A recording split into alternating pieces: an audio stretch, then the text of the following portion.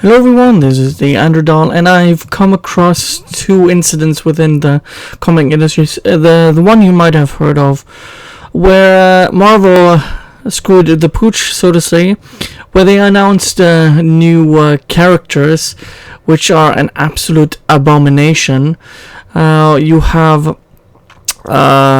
B Negative, Trailblazer, who is a fat teenager that inherited powers from a backpack, from all things. Then you have Screen Time, who is constantly basically wired into the internet. And then you have the most outrageous one. You have Safe Space and non-binary Snowflake. Unironic from Marvel. And they just don't seem to learn. Now you have this pandemic, so to speak, going around the world, and the comic industry is gonna go bankrupt if they continue like this, because no one, all the comic book shops are closed. I've been watching Yellow Flash and Nerdrotic. When it comes to this stuff, they have the insider information, and they know firsthand that all the comic shops are closed. They will go out of business if they don't return the comics which they have bought in, and DC and Marvel don't seem to take a refund on these comic books. So the so-called partners for those two companies are going to go out of business, and that will in turn those two will go out of business on the comic book side. So what has actually happened with Marvel? So they released this video. I'm going to link two articles in the description below. At present time, this video is a few days old, 2 weeks old, to be specific, at the time of recording. It has 3,800 upvotes, 182,000 downvotes, and this shows how much they are out of touch with the base of the customers. And now we have yet another instance of both of these comic book giants I can't even fathom what they're doing with Batman. The Alfred is now gay, and Bruce Wayne is Chinese American. I'm gonna actually read this article from Bonding Into Comics. DC Comics rolled out the red carpet with a big snazzy Entertainment Weekly interview for the latest creative team that effectively butchers Batman canon. Melissa De La Cruz, illustrator Thomas Petilli, spoke with the magazine about their upcoming graphic novel Gotham High that EW describes as Batman meets Gossip Girl. The interview began with De La Cruz admitting she has no clue about Batman.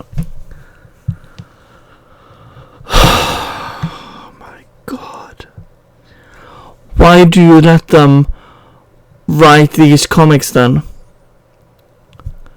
This is why Doctor Who, Star Trek, Star Wars, also Marvel movies are going to go down the drain. I just can't. Jesus Christ.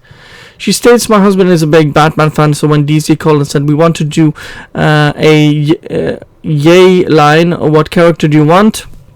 I wanted to do Batman. It's such a fun, I kind of character that I could put my own spin on, yet you don't know anything about it. Petilli did express his knowledge of the character, admitting he grew up watching Batman the Animated Series. I grew up on Batman the Animated Series cartoon back in the 90s, so ever since then I was hooked. As far as superheroes go, growing up, he was always my number one. So for me to get to work on any incarnation of Batman it's a dream come true. After admitting she has no clue about Batman, De La Cruz then details her lack of knowledge. This doesn't matter because she's radically altering the character anyways. She explains Bruce Wayne is the billionaire, he is the richest man alive, so I thought, wouldn't it be fun if his family was Chinese and from Hong Kong? That made it feel real. Oh my god.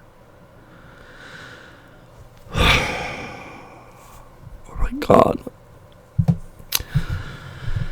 Dela Cruz then details she's basically telling an autobiography of her own life. Of course she is. Of course she is. Oh my god. I'm getting a headache. Using DC Comics characters, there's been a big influx of wealthy Chinese people who moved here from Hong Kong to Arcadia in Los Angeles, and that's where my mom lives. I'm part Chinese. My brother lives in Hong Kong, so I thought it would be great to put what I know into Bruce Wayne. I just wanted him to be a little bit more representative of my background and giving him an authentic family. This is basically fan fiction. Why do you have to change his race? I can't understand this. She doesn't know Batman and wants him to be a little more representative. How can you claim that he has to be more representative, but don't oh my god. As for how Bruce becomes a billionaire, a preview of the graphic novel indicates the money comes from his mother and his mother alone. Oh my god. Oh my god. She then admits that Alfred will be gay. She states Alfred is not just his butler but also his uncle. What? His gay uncle from Hong Kong. So they also race swap him. It gives it this fably crazy rich Asians sheen to. Oh my god. Oh my god. If it wasn't clear, this entire book was pandering petty details that breathe new life into the character, especially in today's world, since we're living in the most diverse world we probably ever lived in, so it's more representative of Batman in 2020. How Batman has been there for over 70 years. Oh, sorry, I made me switch my characters, but it's a very decades old character. And now, because you don't know the character, and because you want to self-insert yourself into a fan favorite character that is decades old, you're making something that he's not. You change his origin story, you change his race, you change everyone around him. Oh my god. Yeah, and since he's a teenager, I tried my best to put a little bit of myself into the character as well. Oh my god. Channeling those feelings of being an adolescent, feeling like an outsider. I definitely wasn't a billionaire, but oftentimes I felt very separated from everyone else around me. That's every teenager ever. Oh my god. When asked on what her inspiration for this story was, Dela Cruz admits she wanted to reinvent Chuck Bass, a prominent character from Ghost. Oh my god, I can't believe I'm reading this. I cannot believe I'm reading this. Gossip Girl, crazy rich Asian, self-insertion, doesn't know who the character is. Oh my god. I pitched a kind of Gossip Girl Batman in my mind. I wanted to reinvent Chuck Bass. He's still Bruce Wayne. It's not the Great Gatsby, but he's still brooding, he's still alone, and he still has all that iconic Batman personality, says Dela Cruz. What Batman things? You don't even know who the character is.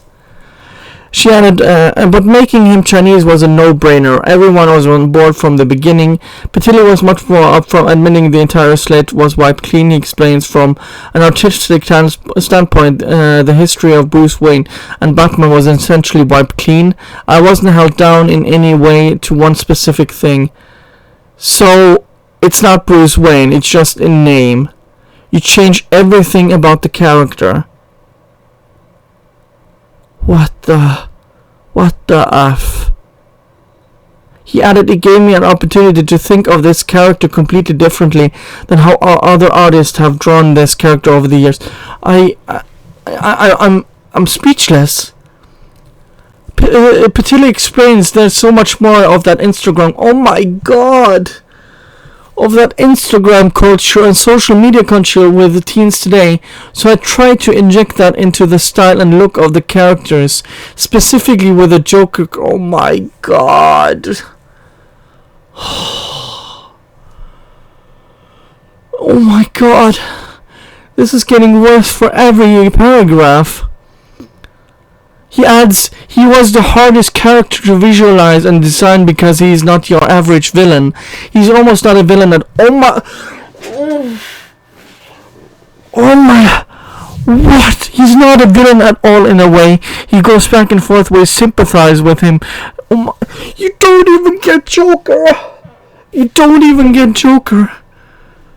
Oh my god. Oh my god. Sometimes you see him as a villain, so I wanted to give him a look that played both sides of his personality. Jesus. He then admits he modeled the character on his own look. He adds this haircut, and it's the same haircut we ended up giving the Joker. It became a great reference throughout the process, and since I just had to look myself, in a weird way, the Joker character is most like me. Oh my god. This is blasphemy. The Joker looks like a Guy from Street Fighter. Dela Cruz then details the main focus of the story is a love story. She explains, I wanted to write about a young Bruce Wayne, so obviously there's going to be a love story. The Joker's pretty hot. He's got to be in there. That's where I started. Holy shit. In fact, there is an apparent love triangle between Catman, Joker, and Batman. Oh my god. Oh my god. She explains about referencing Truman Capote's Cold Blood. I always remember this quote from Truman Capote's in Cold Blood where she's talking about the killers, and he says something like, we came from the same place, but I walked out the front door and he walked out the back door. There's this feeling that they're the same person, just with different circumstances. No. Oh my god. Joker is a... There's the yin and the yang. They're the complete opposites. Oh my god. Oh my god. That's this feeling they're the same person, just with different circumstances. I wanted to put that in the Batman-Joker dynamic. They're almost the same person, but Bruce has all this privilege and Jack has nothing. What does that do to who they become? And then there's a girl in the middle, the hottest girl to ever walk the halls in high school. What does she want? She has came out of trying to figure out all of their desires. What does Jack bring? So they make it also an origin story to the Joker. At least do it classy like they did in the movie, an Elseworlds story. What does Jack bring to Selina that's different from what Bruce brings to Selina? Ultimately, you don't know who she's going to pick. You root for them both, and there's a surprise in the end. Jesus fucking Christ. Dela Cruz then reveals she plans on destroying more characters. I would love to play a little more. We have minor characters that we can get to know a bit more, like Poison Ivy and Harvey. And I don't think it's the last we'll see of Selina, Jack, and Bruce either. I'm hoping to do more Jack story in the second book. Jack Napier is not even the Joker from unless they change the origin story again.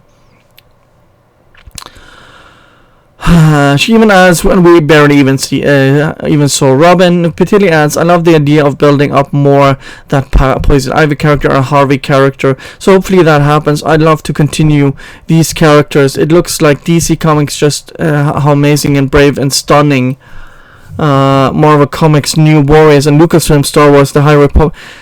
They're ruining everything in front of our eyes, and they haven't learned a goddamn thing. I hope they all go out of business. I can't anymore with these goddamn people. These goddamn people who have to destroy everything. They wanted to absolutely destroy the bread and butter character of Batman and Bruce Wayne and turn him into Jakeman and Jake Wayne. It worked so well for Disney. Sequel trilogies, yeah. This is just complete garbage. I just can't understand this. Holy shit. They've destroyed everything what Batman is.